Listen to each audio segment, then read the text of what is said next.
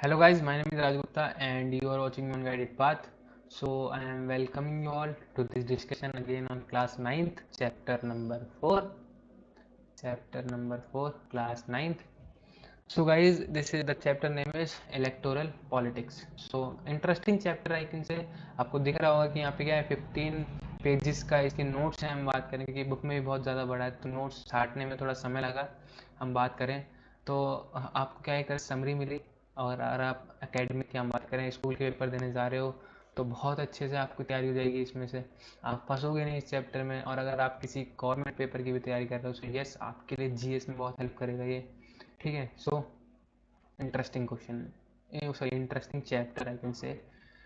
Clear. So पहली बात ये कि इलेक्टोरल पॉलिटिक्स का मतलब है क्या basically. What is electoral politics.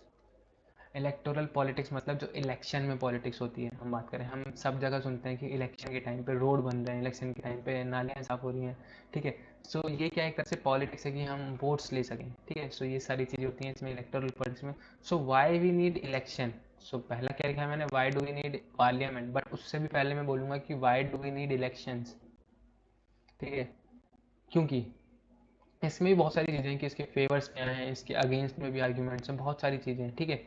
सो हम बात करें कि why do we need elections. Elections इसलिए होने चाहिए ताकि जो रिप्रेजेंटेटिव है हमारा तो वो ढंग से काम करे। उसे पता है कि अगर मैं ढंग से काम नहीं करूँगा तो अगली बार मैं हार जाऊँगा।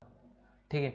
सो हमारा वोट उनके लिए क्या है, एक प्राइस है, उनकी सैलरी है। एक तरह से हमारा वोट उनके लिए एक सैलरी है। तो हम तभी देंगे जब वो क्या करेंगे, अच्छे से काम करेंगे। ठीक है। सो इसीलिए इलेक्शन होते हैं।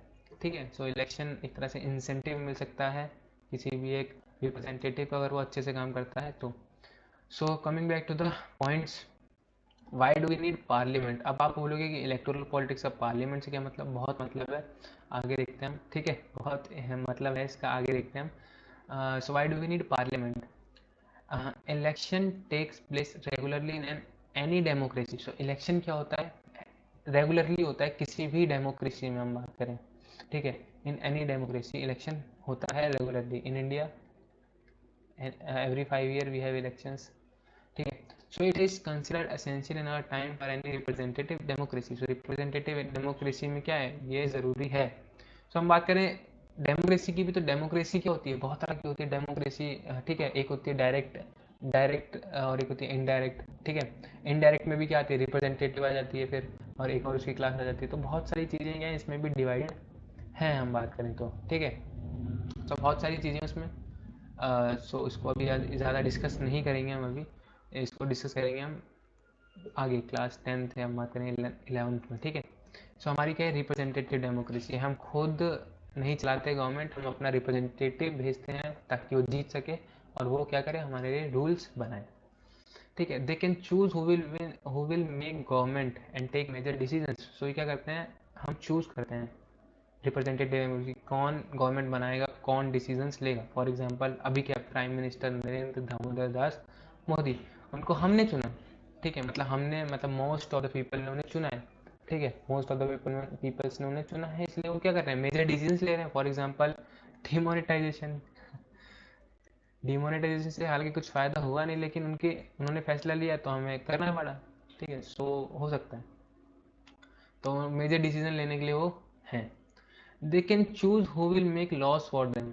ठीक है। लॉस कौन बनाएगा उनके लिए, वो चूज कर सकते हैं। दे can choose who can guide the government, कि कौन गाइड करेगा गवर्नमेंट को। अभी कौन कर रहे हैं, नरेंद्र दामोदर दास मोदी जी, वो गवर्नमेंट को गाइड कर रहे हैं हम बात करें।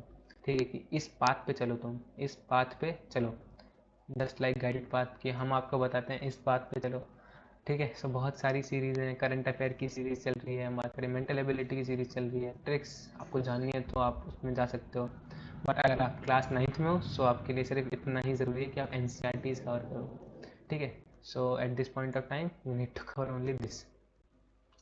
What makes an election democratic. So क्या चीज़ें हैं जो एक इलेक्शन को डेमोक्रेटिक बनाती हैं, मतलब इलेक्शन ढंग से हो रहे हैं नहीं हो रहे। ठीक है। तो वो सारी चीज़ें यहाँ पे होती हैं। The minimum condition of a democratic elections, हम इसमें डिस्कस करने वाले हैं कि क्या चीज़ें हैं मिनिमम जो कि डेमोक्रेटिक बनाती हैं इलेक्शन को। So every one should be able to choose. ठीक है। Every one should be able to choose, सबको क्या होना चाहिए, अधिकार होना चाहिए चूज करने का। मन मीन्स हर किसी को वोट देना होगा, ठीक है, तो हर किसी के पास ये राइट है कि वो चूज कर सके। So it means universal adult franchise. Universal adult franchise सबसे पहले कहाँ आया था, ये न्यूजीलैंड, कि everyone should have equal vote and each vote has equal value. So New Zealand is the first country जहाँ पे यूनिवर्सल एडल्ट फ्रेंचाइज आया था। And you need to comment down and tell me who which is the second country, ठीक है, which is the second country. There should be something to choose. Parties and candidates should be free to contest election and should offer some real choices to the voters. For example, ये तो वो वाली बात हो गई कि अंधों में काना राजा। अब मान लो कि एक ही घोड़ा घोड़ा रेस में दौड़ रहा है, तो जीतेगा तो भाई, चाहे एक दिन में जीते चाहे 2 दिन में जीते। सो वही बात है यहाँ पे भी कि पार्टीज होनी चाहिए जिसके बिटवीन हमें चूज करना पड़े, है ना।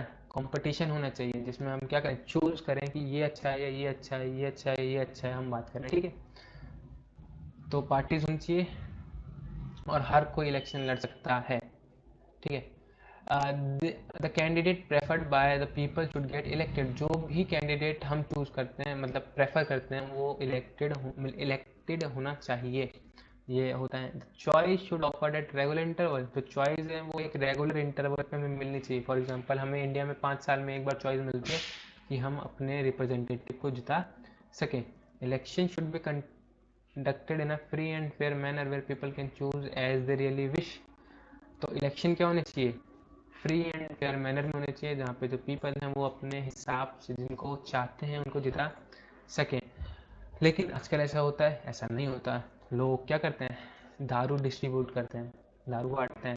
आपने दिल्ली में कम देखा होगा, बट हम बात करें मतलब मेजर सिटीज मेट्रोपॉलिटन एरिया में ऐसा नहीं होता है, बट हम बात करें रूरल एरियाज में सबसे ज़्यादा होता है कि आप दारू बांट रहे हो तो आपको एक वोट मिल जाएगा, ठीक है। सो वहाँ पे ज़्यादा होता है फॉल्टी वोटिंग, एक तरह से हम बात करें तो। सो ये फ्री फायर में आता है, नहीं आता है फ्री फायर में, ठीक है। सो ऐसा नहीं होना चाहिए। So, is it good to have political competition? So, there are merits and demerits of political competition. मैं आपको बता देता हूँ कि ऐसा क्या है, ठीक है। हम बात करेंगे पॉइंट्स की, अब आप खुद डिसाइड करो कि पॉलिटिकल कंपटीशन गुड है या नहीं है, गुड है या नहीं है। सो अगर आपको सही लगता है तो प्लीज़ मुझे कमेंट में बताना कि अगर आपको लगता है कि पॉलिटिकल कंपटीशन होना चाहिए, अगर नहीं होना चाहिए तो भी मुझे आप कमेंट में बताना कि क्यों नहीं होना चाहिए। So if there is no competition it will become pointless. अगर कॉम्पिटिशन ही नहीं है तो फिर तो पॉलिटिकल मतलब इलेक्शन होने का कोई मतलब ही नहीं बनता, है ना। अगर एक ही पार्टी खड़ी होगी तो वही जीतेगी ना, अपने नाम का वोट खुद डाल देगी वो। हिम्मत वाला मूवी अगर आपको याद हो तो अपने नाम का एक वोट वो खुद डाल लेता है। तो वो चीज़ हम बात करें हो सकती है वहाँ पे। पॉलिटिकल कंपटीशन होना चाहिए, थोड़ा सा ज़रूरी है हम बात करें, थोड़ा क्या बहुत ज़्यादा ज़रूरी है हम बात करें तो, लेकिन वो फेयर मैनर में होना चाहिए, ठीक है। सो नेक्स्ट चीज, election competition and many demerits. क्या है, बहुत डीमेरिट्स हैं। क्या है, ये क्या करता है, डिसयूनिटीज क्रिएट करता है, हम बात करें फैक्शनलिज्म क्रिएट करता है। अब ये होता क्या है, फॉर एग्जांपल आप एक ग्रुप में हो, ठीक है, आप एक किसी पर्टिकुलर कैंडिडेट को सपोर्ट करते हो और आपका जो एक फ्रेंड है वो किसी और कैंडिडेट को सपोर्ट करता है। तो आपके बीच में क्या है, डिसयूनिटी है कि ये मेरे बात को सपोर्ट नहीं कर रहा। आप अगर कुछ बोलते हो तो वो उसका क्या करता है, पॉइंट देता है कि भाई तू गलत बोल रहा है, तो आपको लगता है कि मेरी पार्टी की बेइज्जती कर रहा है, तो आप में क्या हो जाती है, थोड़ी टकरार आ जाती है। तो ये डिसयूनिटी पैदा करता है, जो आपकी एकता थी वो अनेकता में बदल जाती है, ठीक है। सो डिसयूनिटी तो ये प्रोड्यूस करता है। सो देयर में भी डिसयूनिटी एट इन लोकेलिटी बेसिकली, ठीक है। तो हम बात करें, फिर वही बात आती है कि जो लोग थोड़े से प्रिविलेज होते हैं, हम बात करें थोड़े पढ़े लिखे होते हैं, वो ऐसा नहीं करते, उन्हें पता है कि क्या अच्छी है क्या नहीं है, ठीक है। सो लोकेलिटी में ज़्यादा होता है ये। Party and candidate often use dirty tricks to win election. Yes, dirty tricks खेलते हैं वो, रोड बनवा देंगे थोड़े से पहले। सो यस, बहुत सारी गलतियां हैं, बट आपको बताना है मुझे, ठीक है। बेसिकली पॉइंट मत भूलना कि आपको मुझे कमेंट में बताना है कि क्या सही है या नहीं है। However this selection works good in a long run. ये एक लॉन्ग रन के लिए क्या है, अच्छा है। Regular competition means better government will help people to जज। अगर रेगुलर कंपटीशन नहीं होगा सो कैसे हम जज करेंगे कि ये अच्छा है उससे। तो हमें क्या होना चाहिए, एक पहले से हमें क्या होना चाहिए, जैसे मान लो अगर हमें किसी के पेपर को जज करना है तो हमें पता होना चाहिए ना कि 2 बच्चे हैं, ठीक है। अब अगर हम एक ही बच्चा होगा तो हम कैसे उसे कंपेयर करेंगे किसी और से, तो कंपैरिजन के लिए कोई होना चाहिए। तो कंपैरिजन के लिए क्या होना चाहिए, कोई होना चाहिए। तो रेगुलर कंपटीशन क्या करता है, हमें बताता है कि पिछली गवर्नमेंट थी उसने अच्छा किया था लेकिन इस गवर्नमेंट ने अच्छा नहीं किया, तो हम पिछली गवर्नमेंट को दोबारा लाएंगे। ठीक है, सो ये सारी चीज़ें होती हैं इसमें। वोटर्स लिस्ट, तो इसको क्या कहते हैं कभी कभी हम इलेक्टोरल रोल, क्या कहते हैं, इलेक्टोरल रोल। तो वोटर्स लिस्ट क्या है, हम बात करें, आते हैं ना गलियों में वो लेके कार्ड टाइप्स, तो वो सब होता है, वो क्या, वोटर्स लिस्ट चेक करने आते हैं। A new system of election photo identity card. Election photo identity card is the full form of EPIC. ये एक न्यू सिस्टम है जो इंट्रोड्यूस किया गया था, बट कार्ड कंपलसरी नहीं है कि आपको कार्ड लेके जाना है और इलेक्शन तब आप वोट दे सकते हो। नो, आपके लिए सिर्फ एक आधार कार्ड ज़रूरी है, आप उसे लेके जाओ, आप इलेक्शन मतलब वोट दे सकते हो। So one card one nation, ठीक है। So reservation of constituency, so reservation यहाँ भी है, ऐसा नहीं है रिजर्वेशन सिर्फ एजुकेशन में, रिजर्वेशन यहाँ भी है। तो reservation of constituency, caste discrimination will lead to reservation of seat by which there is equal representation of oppressed society. Oppressed मतलब अत्याचारी सोसाइटी, मतलब बात करें जिन पर अत्याचार किया गया था। तो कास्ट डिस्क्रिमिनेशन की वजह से जो हम बात करें, जो बैकवर्ड क्लासेस हैं वो नीचे ही रह गई हैं, उनकी आवाज़ ऊपर लाने के लिए, उनकी आवाज़ ऊपर लाने के लिए क्या किया गया है, जो रिजर्वेशन किया गया है कॉन्स्टिट्यूंसी का, कि इस कॉन्स्टिट्यूंसी में सिर्फ इस कास्ट का इंसान खड़ा हो सकता है, अदरवाइज और कोई नहीं हो सकता। सो रिजर्वेशन क्या है, एक पॉजिटिव वेलफेयर स्कीम बोल सकते हैं हम एक तरह से, ठीक है। सो इसे पॉजिटिव देखा जाता है सोशल वेलफेयर के हिसाब से, ठीक है। सो ज़रूरी है ना कि अगर मान लो किसी एक क्लास का इंसान ही नहीं खड़ा हो पाएगा तो उसकी आवाज़ ऊपर तक आएगी कैसे, ठीक है। सो डेमोक्रेसी में क्या होता है कि कोई भी इंसान टॉप पे जा सकता है, ठीक है, टॉप पे जा सकता है। हम बात करें APJ Abdul Kalam backward class से थे बट प्रेसिडेंट बने ना, सो वो चीज़ होती है क्या, डेमोक्रेसी में ही हो सकता है ऐसा बस। सो later it decided to adopt the system of reserve constituency. In the system, all voters in a constituency are eligible to vote, but the candidate must belong to a particular community. तो उन्होंने क्या किया, एक system adopt किया reserved constituency का, जिसमें क्या था कि सारे वोटर्स तो वोट देंगे बट खड़ा कौन होगा, सिर्फ जो एक पर्टिकुलर कम्युनिटी से बिलोंग करता है। जैसे अभी शायद यूपी में इलेक्शन चल रहे हैं, ठीक है। तो यूपी में इलेक्शन चल रहे हैं मीन्स वहाँ पे क्या हुई है, अभी सीट्स आई हैं, सीट्स कहीं SC के लिए बिलोंग मतलब रिजर्व है, कभी OBC के लिए रिजर्व है, कहीं लेडी के लिए रिजर्व है, कहीं SC मतलब लेडी होनी चाहिए, तो ये सारी चीज़ें हैं। सो रिजर्वेशन गुड है बट उसको क्या करना चाहिए, अब थोड़ा सा देखना चाहिए हम बात करें। So the constitution provide the reservation of seat in Lok Sabha and state legislative assembly for SC and STs।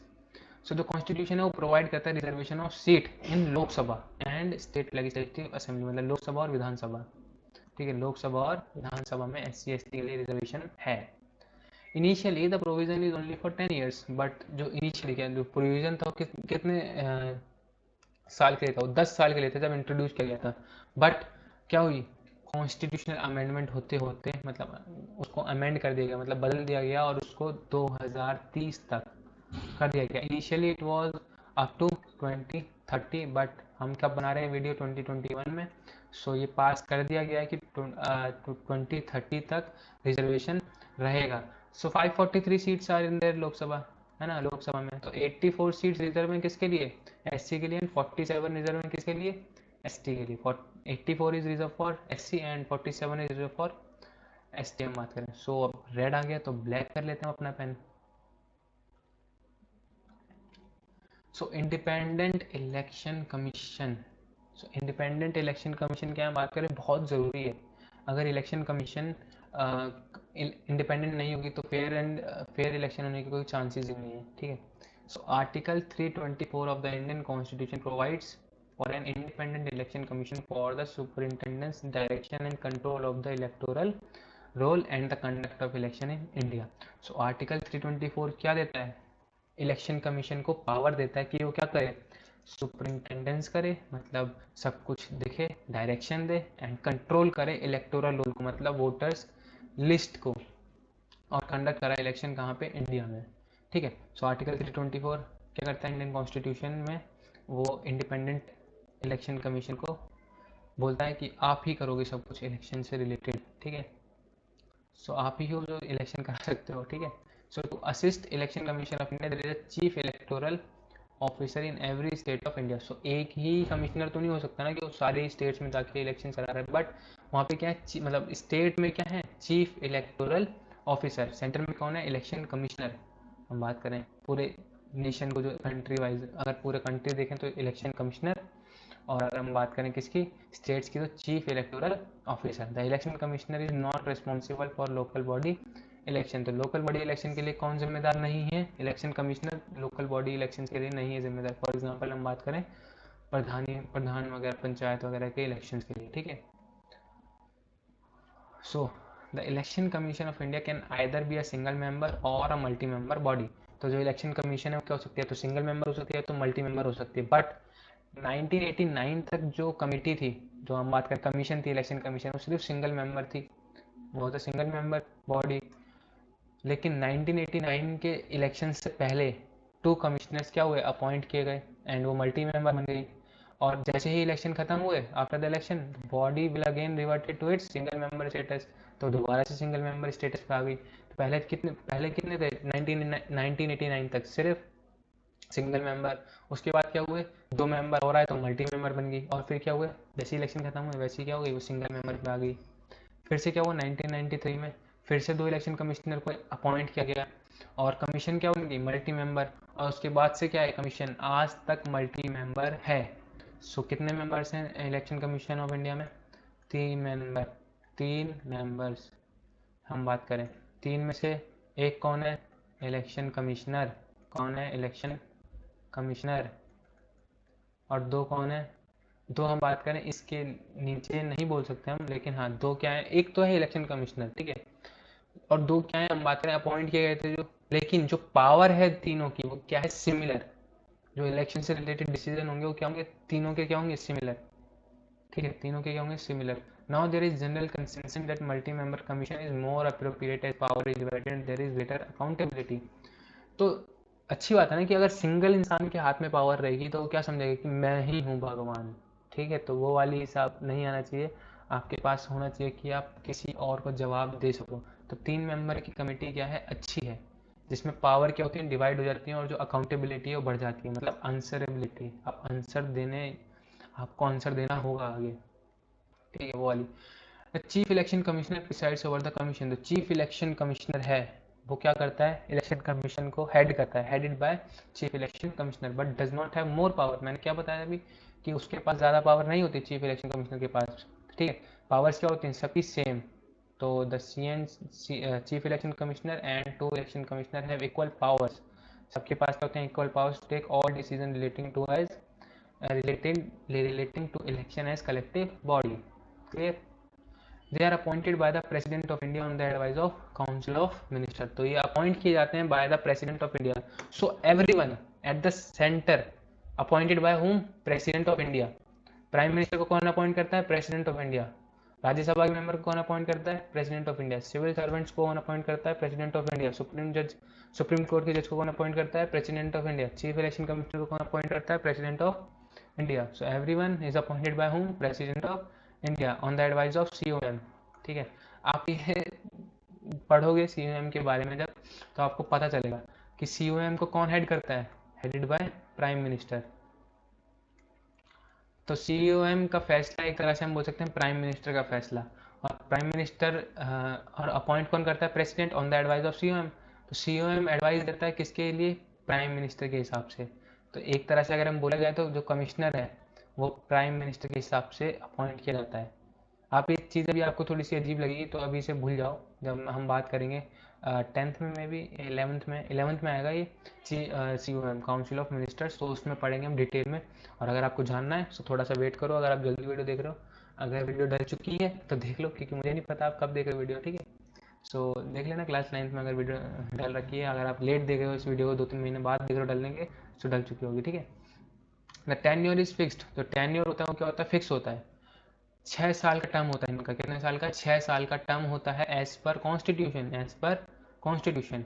और एट द एज ऑफ 65, या तो रिटायरमेंट एज पहले आ जाए या तो 6 साल. मतलब अगर एक इंसान 62 ईयर्स की उम्र में क्या बनता है, चीफ इलेक्शन कमिश्नर, तो 65 ईयर्स पे वो रिटायर हो जाएगा, है कि नहीं. तो कितने साल या 3 4 साल रहा है, 3 साल रहा, 3 साल ना, क्योंकि 62, 63, 64, 65 तो 4 ईयर्स। लेकिन 6 साल का टर्म तो पूरा हुआ ही नहीं, तो वही मैं बोलना चाहता हूँ कि जो भी पहले आ जाए, जो भी पहले 6 साल का टर्म पूरा हो जाए या तो फिर रिटायरमेंट किए जाए, दोनों में से जो भी पहले आएगा वो उसका क्या होगा, retirement age. Chief election commissioner can be removed before the expiry of term by the president if both houses make such a recommendation with a special majority. तो जो चीफ इलेक्शन कमिश्नर होता है वो रिमूव किया जा सकता है by before the expiry date, मतलब उसके टेन्योर खत्म होने से पहले भी उसे हम हटा सकते हैं बाय द प्रेसिडेंट। अगर प्रेसिडेंट हम मतलब प्रेसिडेंट हटा सकता है, अगर वो अपॉइंट कर सकता है तो हटा भी सकता है। अगर दोनों हाउसेज राज्यसभा एंड लोकसभा क्या करें, रिकमेंडेशन दें with special majority. Special majority means 2/3 of the present members, 2/3 of the present members and 50% plus of the total member, ठीक है, of the total member, ठीक है, टोटल मेंबर्स। सो 2/3 जो मेंबर हैं प्रेजेंट वो वोट करें, और क्या करें, 50% जो टोटल में स्ट्रेंथ है वो वोट करें, ठीक है। तो ये हो सकती क्राइटेरिया होता है स्पेशल मेजोरिटी का। समझ में नहीं आया तो कोई बात नहीं, अभी आप पढ़ोगे 10th में और डिटेल में सब कुछ पढ़ोगे, स्पेशल मेजोरिटी वगैरह वगैरह। अभी इस पॉइंट पे आपको यही सिर्फ फंक्शन जानना जरूरी है। फंक्शन या हम बात करें होता क्या है एक्चुअली में, सो ये कि वो उसे हटाया जा सकता है बाय प्रेसिडेंट अगर दोनों हाउसेज रिकमेंडेशन दे बाय अ स्पेशल मेजॉरिटी, ठीक है। So clear, I think video थोड़ी सी बड़ी हो गई है, सो इसको 2 पार्ट में तोड़ना पड़ेगा। So part 1 is this, part 2 आपके सामने होगा 1-2 दिन में, ठीक है। सो पार्ट 2 देखते हैं, मिलते हैं अगले पार्ट में। सो पार्ट 2 में क्या होगा, फंक्शंस हम बात करें, functions of election commission, credibility of commission over the years, nomination of candidates, किस हिसाब से नॉमिनेट किए जाते हैं कैंडिडेट्स, हम बात करें challenge to free and fair election, क्या क्या चैलेंजेस हैं जो हमें फेस करने पड़ते हैं। एंड थैंक यू, ठीक है। So thank you and bye bye.